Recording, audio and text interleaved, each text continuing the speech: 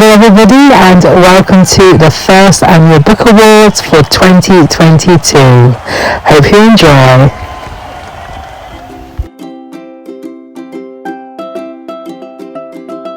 Hello everybody, hope you're doing well. Welcome back to another video. If you're new here, I'm James. If you've come back, thank you very much. And today's video, I'm going to be doing my first annual book awards. Yep, this is the book awards for 2022. I have 18 categories, 18 different awards to give out. So a book can only win one award, but it can be nominated for however many awards it can fit into. So it can have as many nominations, but it can only win one. I might change these rules next time, I'm not too sure. But yep. And yeah, I don't know. There's going to be 4 nominations per award and only one winner. I'm not going to rank the ones that didn't win from worst to best. I'm just going to pick that certain winner. And yeah, without further ado, let's get into it. The first category is my most impactful reads. The nominations are Lie With Me by Philippe Besson, translated by Molly Ringwald. Sally Rooney's Beautiful World, Where Are You? The Midnight Library by Matt Haig. Or This Book Could Save Your Life by Ben West. And the winner is... I don't know what I'm going to keep doing this. The Midnight Library by Matt Haig. I love this book. This was definitely my most impactful read. I had so many like connections and so much relatability, and like there was so many things in here that really spoke with me, and I read it at such a great time in my life that I'm like super happy that I read it then. And I'm just really happy about this book, and it was definitely great. Definitely would so recommend it. But it's basically about Nora, who is about to like take her own life, but then she gets like transported to a midnight library where in all of these different books you can go into like different versions of her life that she could have taken if she had changed things. And yeah, I really love like the concept, and just I really love this book. And yeah, definitely my most impactful read. So congratulations. The second award nominations is for the most unique read, and the 4 nominees are Midnight Library by Matt Haig, They Both Die at the End by Adam Silvera, Babel by R.F. Kuang, and A Christmas Carol by Charles Dickens. And the winner is Babel by R.F. Kuang. I love this book. It was so unique. It transported so many like different genres that was so new to me, like dark academia and like fantasy and like, I don't know, historical, just so many things like magical realism and stuff. I really got on board with the magical elements of that book, and like the found family was just so lovely. It's so well written. It is so clear that Rebecca like knows her stuff, and like there's like a love for like the art of language and translation in it, and it is such an amazing book. I listened to it audibly, which was really great, but I would like to get a copy physical, and I would like to give this book a reread.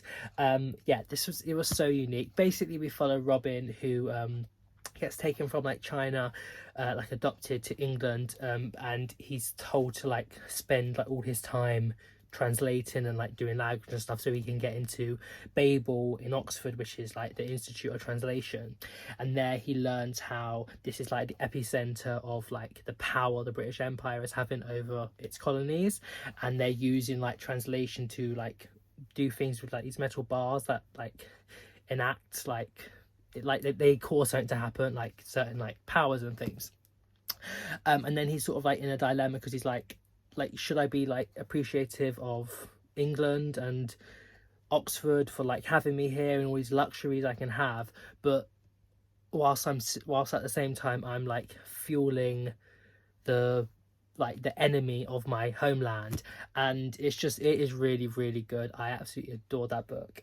Yep, definitely so unique and so great. Award number 3 is for my most surprising read of the year, and the nominees are Lewis Carroll's Alice's Adventures in Wonderland, Adam Silvera's They Both Die at the End, The Vegetarian by Han Kang, and Babel by R.F. Kuang.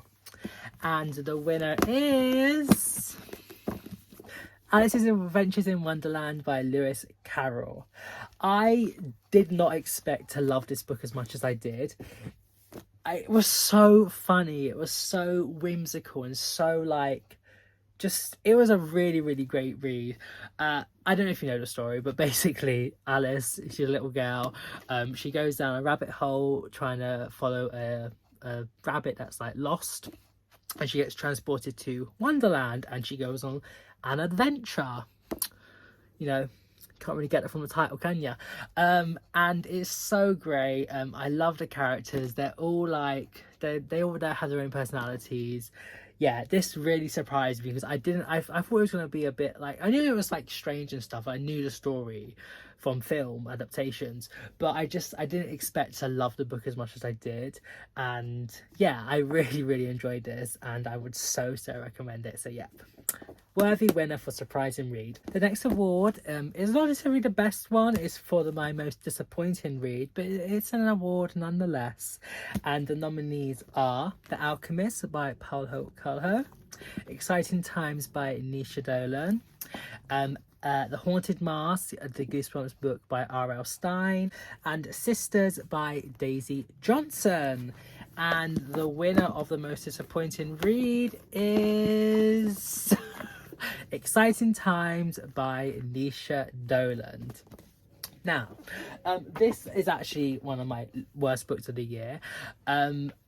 I expected so much more from this, because I thought it was going to be Sally Rooney-esque, and it is, but it makes Sally Rooney look subtle. The writing style in here is so pretentious. It definitely gives me like I'm showing off vibes, but like it has all this like intense like writing and stuff, but there's really like, I don't get any cusp from it. I don't get any meaning.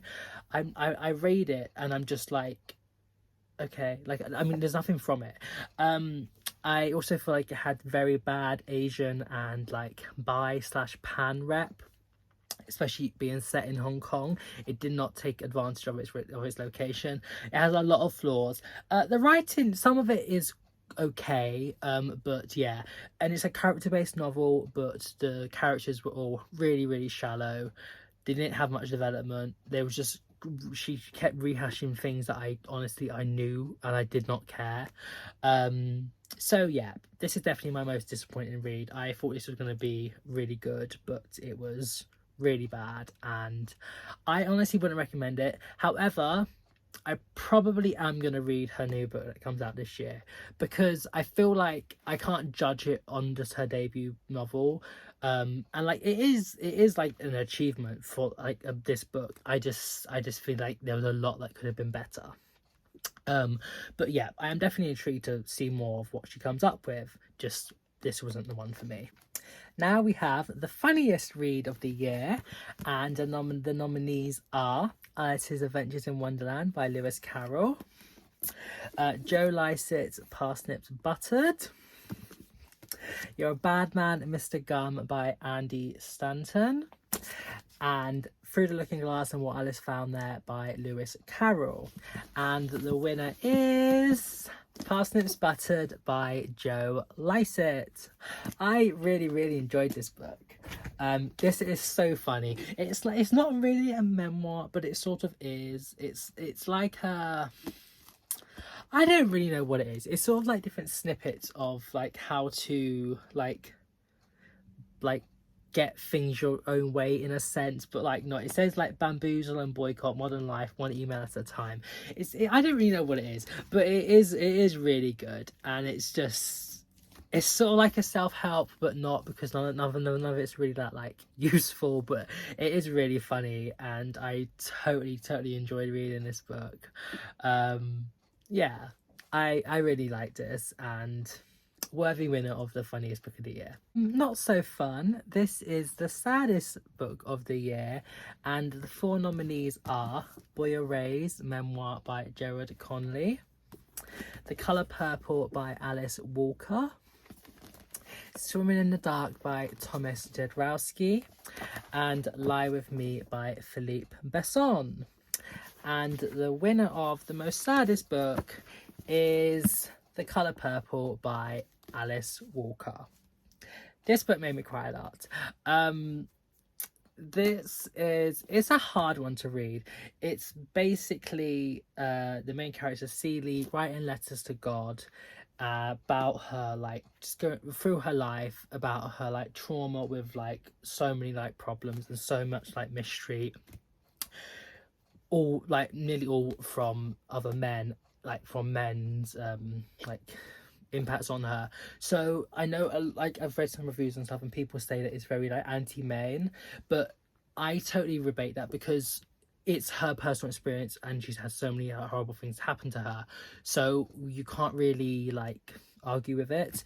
And the letters that are sent to God, it's meant for some, it's not meant for anybody to see, but obviously it is because it's written in a novel, but like that's not how it was portrayed. The character didn't think anyone was going to see it, so it's just her like just genuine thoughts and everything. And yeah, it's really really sad. It's a hard read, but it is so well written, and I loved it, but like it is really sad. And yeah, I think this is definitely a worthy winner of the saddest book of the year, but still a great book.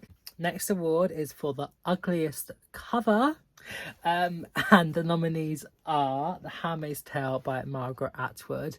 This edition, not all editions, okay, some are actually really nice, but this one I absolutely despise. The Ghost Next Door Goosebumps book by R.L. Stine, No Good Deed by Goldie Moldavsky, and Bleachers by John Grisham. And the winner is The Ghost Next Door by R.L. Stine. I absolutely despise this cover. I think it's one of the most heinous things I've ever like seen in a book. I hate it. The story is like, it's okay, it's pretty average, but like this cover is hideous. Yeah, it's basically Hannah, she thinks there's the ghost next door, but like I don't know, like is it one of them's a ghost? But yeah, that's what I'm gonna say, because like, this is about the cover and how hideous it is. Now we have the nice one. We have got the most beautiful cover, and the nominees are People in Trouble by Sarah Schulman, The First to Die at the End by Adam Silvera, The Heartstopper Yearbook by Alice Oseman, and Exciting Times by Nisha Dolan. I really love this cover. And let's see what the winner is. None of these. It is People in Trouble by Sarah Schulman. I think this cover is so nice. I don't like people on covers usually, but I just love the way that like the three colours are like there, and it's sort of like about like a love triangle three-way relationship thing, and like how they're like imprinted on each other, and like I think that cover is so nice, and it's a vintage one, and it's like sort of, it's like floppy, but it's not like American floppy. It's like it's British, like a UK edition, but it's like it's a nice level of flop, and it's really nice to read. I don't currently have it because I'm borrowing it to my friend at the moment, but yeah, that cover is so beautiful. The story is sort of about like during like the 90s like AIDS crisis in New York City, about sort of like a lesbian woman who is like going with like another woman, but she doesn't want to like label herself, or like she doesn't like feel comfortable, and she's also like married to a man, and just sort of like the issues and things. It was okay, but I definitely wanted more of like the activism and like the things to do with the actual queer characters that were like proud, I guess. But yeah, but that's beside the point. The cover is beautiful. And the next award goes to the most beautiful writing, and the nominees are Lie With Me by Philippe Besson, My Name Is Say Shonagun by Jen Blensdorf, Open Water by Caleb Azuma Nelson, and Where the Crawdads Sing by Delia Owens. And the winner is Where the Crawdads Sing by Delia Owens. The writing in this is so beautiful. Oh my god, it is so lovely. Like, it really, like, it shows off like her passion for like nature and like the nature, because she is like a nature writer, and like the nature writing is just so beautifully done, and it's so transportive. Like, you can literally feel like you're in like these areas, and the characters are like described so well, and it is really good. I really love this book. Basically there's like the rumors of like, it follows like two different time frames, like the 60s, yeah, and then a bit before then, and like time going up to then. Basically like a man in like the little local town is found dead, and everyone's like, oh, it must be the Marsh Girl fire. And then it's also like sort of like her like growing up through her childhood and like meeting with different people and like becoming like her own like person, and like she suffers like a lot of like abandonment and stuff, and like, and just Tate is so sweet. Tate, I love Tate, he was so adorable. But yeah, the writing in here is beautiful, like vivid, original, like rare. Like, it is lovely, and like it keeps you hooked, and it is quite like a substantial book, like for what I usually read. But yeah, definitely a worthy winner of the most beautiful writing. So great. Next award we have is for the best non-fiction, and the nominees are Parsnips Buttered by Joe Lycett, This Book Could Save Your Life by Ben West, Snowflake by Lucy Nicole, and We Are Everywhere. I can't remember who it was by. It was by a couple, but I'll put the name here. And the winner is This Book Could Save Your Life by Ben West. This is an exceptionally well-written mental health book, and memoir in a sense. It basically is told about Ben's brother who died by suicide in 2018, and then it's like how this event like really like impacted Ben's life and his family and so many other people, because he got like really involved in like mental health activism and like working with like the education and the healthcare and different like governmental positions to like just like to speak out about like there's like the pandemic of like the mental health crisis, and about like how we as individuals can like help other people, but also like there's different ways to go about it, and there's different ways to grieve. And yeah, this book made me ugly cry. There's like certain bits that like is really just like, oh my god, it's really sad, but you have to think that he went through it and we're just reading his experiences. But yeah, I think this is an exceptionally well written book. It is so great, and it is really good. I really cannot say anything better about this book.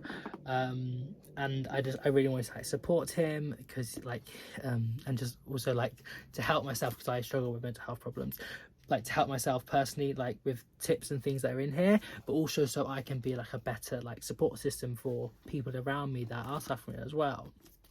And yeah, this is so great. Definitely the best non-fiction I read last year. The next award is for the best contemporary, and the nominees are Two Boys Kissing by David Leviathan, Becoming Ted by Matt Kane, The Midnight Library by Matt Haig, or the Heartstopper series by Alice Oseman. And the winner is Two Boys Kissing by David Leviathan. I don't currently have it because I've borrowed it to my friend at the moment, but this book is amazing. Oh my god, I love this book so much. When I read it, it instantly became my favorite of the year, and it stayed there for a long time. It is so good. It follows different like boys that are like in like teenagers, in like sort of like small town America sort of area, and it basically follows like an event where these two boys that used to be a couple are doing the record for the longest kiss outside their high school.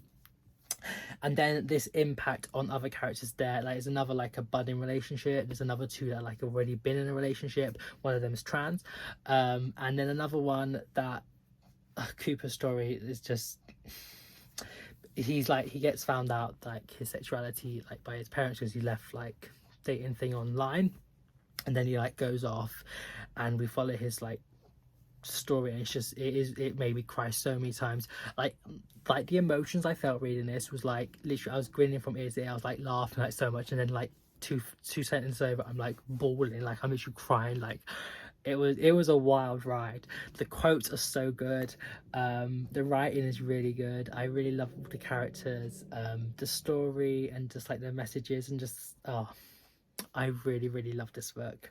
Definitely the best contemporary. So recommend. Yay. The next award is for the best historical read of the year, and the nominees are Swimming in the Dark by Tomasz Jadrowski, Lie With Me by Philippe Besson, Where the Crawdads Sing by Delia Owens, and Babel by R.F. Kuang. And the winner goes Swimming in the Dark by Tomasz Jadrowski. This book is exceptional. Oh my god, I love this book so much. Basically, it's sort of like in two times, but I'm calling it historical because a lot of it is in the past. It's set in like Poland 1980s, when like socialist Poland.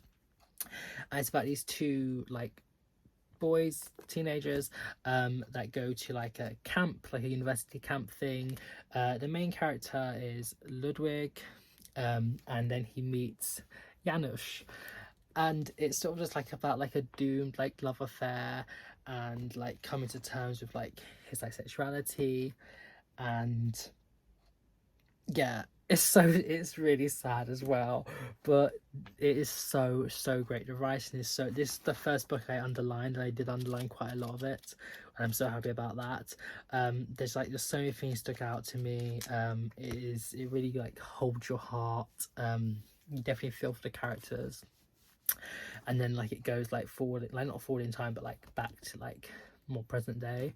And it's just yeah, this book is so good. It's so good. I love this book. 100% recommend it. Yeah, please read this book.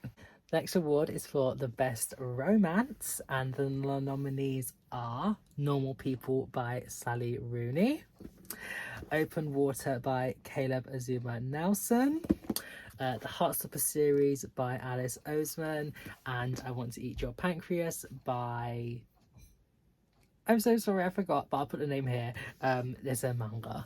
And the winner is Open Water by Caleb Azuma Nelson. This book is beautiful. It is like, it's the best romance because there is a big romance in it, but it's also like a romance just between like a love, like it's about like love as well, like a love of music, a love of yourself, a love of like black male love, which like is not seen in like literature or many things at all really. And it is just done so exceptionally well. It is written like so poetic, so lyrical. Every page in here has at least something underlined. It is beautifully written, and the romance is so real, and it's so like pulls on you, and it is really good. I love this, like the romance in this book. It is so lovely. Yeah, so recommend. Basically, it's about an unnamed protagonist. I believe he's unnamed, and like he falls like sort of like with like in love in a way, near enough straight away, with he's a photographer and she's a dancer, and they both sort of like don't like know like how they fit in the world as like black bodies in like contemporary UK. And it brings London to life, and it's just, it is so good. It's so good. And this is one of my favorite quotes in here about how like you shouldn't think about like your favorite book as like the best one, but it's the one that continues to pull you back. And yeah, this is one of those ones that actually does continue to pull me back, and yeah, so great.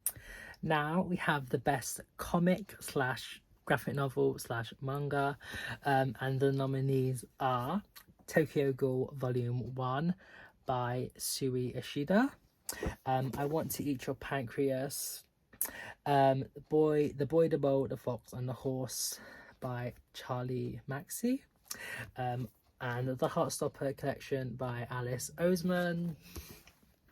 The winner is The Heartstopper Collection by Alice Oseman. It continuously gets better from volume 1 to volume 2 to volume 3 to volume 4. And yeah, this is so beautiful. I adore this series with like every essence of my being. Oh my god, it's so good. Basically, we follow the two main characters in a way, Charlie and Nick, and they're like in high school, and like once they start school, and in their tutor group they're placed next to each other, so they both say hi, and that's the first of many heart-stopper moments.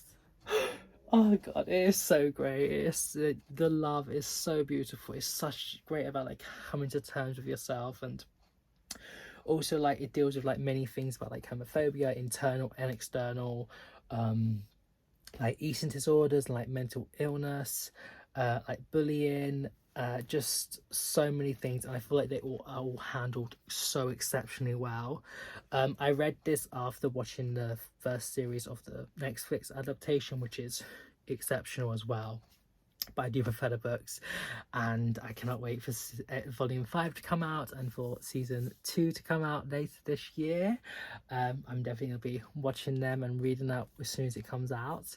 But yeah, this is so beautiful, and the artwork is like it is so lovely. I love all the characters, not all the characters, but like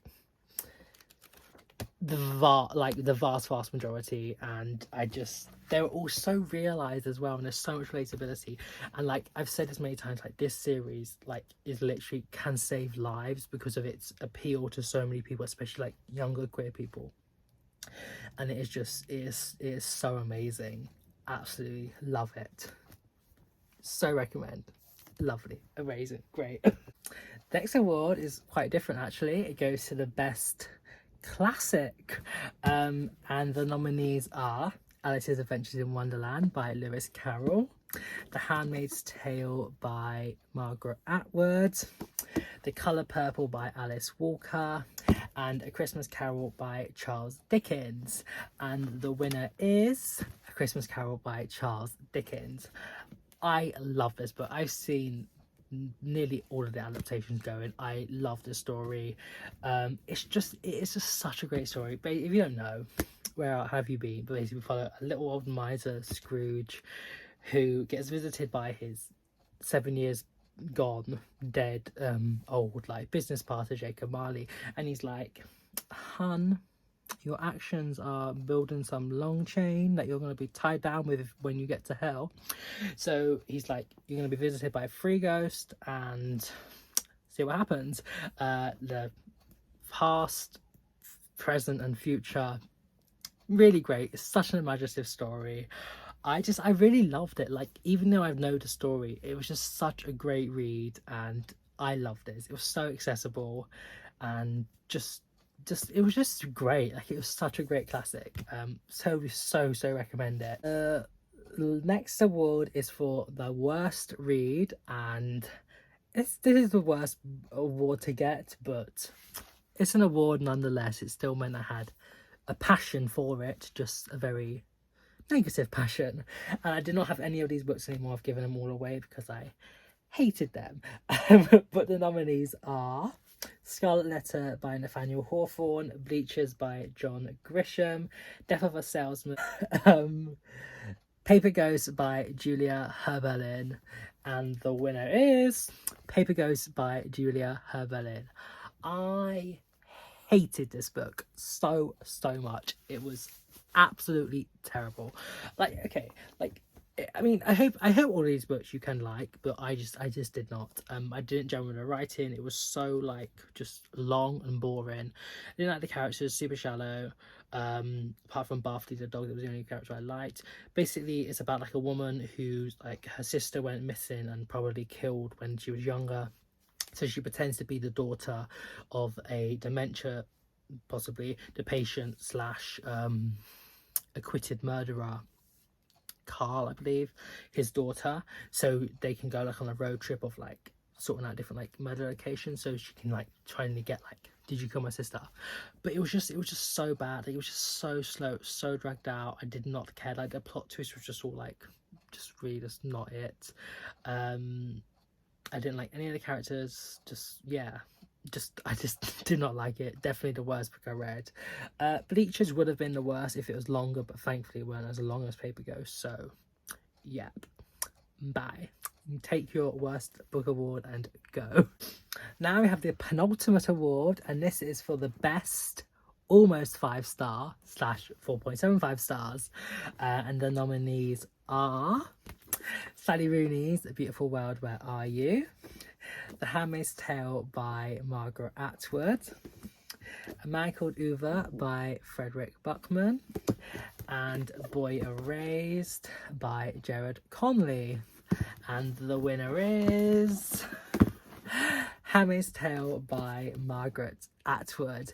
This book was exceptional. It is truly a masterclass in like speculative fiction and like dystopia writing. It was the scariest book I read. Like it is scary like stuff in here. But it is a really, really great book. There was a few things I didn't really like that too much, but a lot of it I did like. It's definitely quite hard to think the topics it talks about, but it's just, yeah, it is truly a masterclass book. Such a great classic. Definitely worthy one reading and getting things from, so we do not turn into a society like this, which is basically we follow the main character Offred. Probably her name is June, that's what the TV tells us, but the book doesn't, and I prefer that she has power in not revealing her name.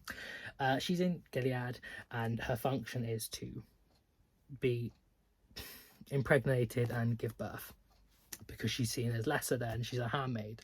And it's about her internal like power and struggle, and just like there's so many points in here that like you feel so bad for her, but she still has like hope in a way, and she still has her compassion, and like there's a point where she is literally being assaulted in this society by the man Fred, and she's like looking at him, she's like, what must he be thinking? Like I'm like I love her so much. And the ending, the ambiguity of the ending is just the most such an amazing part. Like that last line is just so great. So yeah, so recommend this. And also read and critique the historical notes at the back, because it tells about like these like men are sort of like trying to be like, oh, did this really happen? Like, is it all working out? Like, what actually happened? But like, no, like it's telling us that we should always like respect people's trauma and their stories, and not try to critique them, and which is what we do now, and historians still do about things in the past. And like, yeah, so great. So recommend that book. Now we have the last award, and it's the most prestigious award. This is for the best read of 2022, and the 4 nominees are The Midnight Library by Matt Haig, Lie With Me by Philippe Besson, Two Boys Kissing by David Leviathan, and Becoming Ted by Matt Kane. And the winner is, if you haven't guessed, if you've seen any of my other videos, I've talked about this book many times. This is my favourite read of all time. It is exceptional. It is the best book ever. This is Lie With Me by Philippe Besson, translated by Molly Ringwald from the French. This book is so great. It is exceptional. Basically, we're following Philippe, who is an author. Starts in present day time-ish, sort of. Not really. I think it's like 2012. And he is doing like a interview, and then he looks out and he thinks he sees Thomas. So he's like, he gets up and stands up and like goes to this person he thinks is Thomas, and then the person turns around and it's not. But he's thinking that, and he gets transported back to the 80s and the summer of his first love with a boy called Thomas, and it is just the most wrenching and heartwarming and just everything book. This is so exceptional. Like, I cannot praise this book enough. It is so great. Please read it. I just want everybody to read this book. Like, the characters, they're so realized, and there's so much like development and analysis, and like it's tiny. It's 148 pages. It is a tiny little book, but it holds so much meaning, and it's so gripping. The characters, the plot, the story, the messages is really lyrical as well, and like exceptionally like beautifully penned. Like, everything here, every like sentence, every syntax, everything has like meaning. Like, not a single thing was wasted. It is just everything. It's perfect. Like, it's literally perfect. And like, this book made me ugly cry as well. It is emotional, but it is beautiful as well. And there's so many quotes from here that they just stick with me. Like, I've even like gone for the effort of underlining like people's reviews, and like there's so much here is underlined and like starred and stuff, and the phrase, "because you will leave and we will stay," just, oh my god. And the letter at the end, that whole letter, but specifically that last sentence, is just like is in my brain forever and always. It's just beautiful. And the title, because it's like lie with me, as in like the past tense of lay, as in like, you know, lay down with someone, but it's also lie because they have to keep their relationship a secret. It's just, oh my god, such a worthy winner. Definitely the best book of the year. Congratulations to all the winners tonight, but specifically Lie With Me, because it took home the best award. I really enjoyed doing this. I hope you enjoyed watching this video. Hope you have a nice day, everybody, or night, or wherever are you in the world, and I shall see you soon. Bye bye.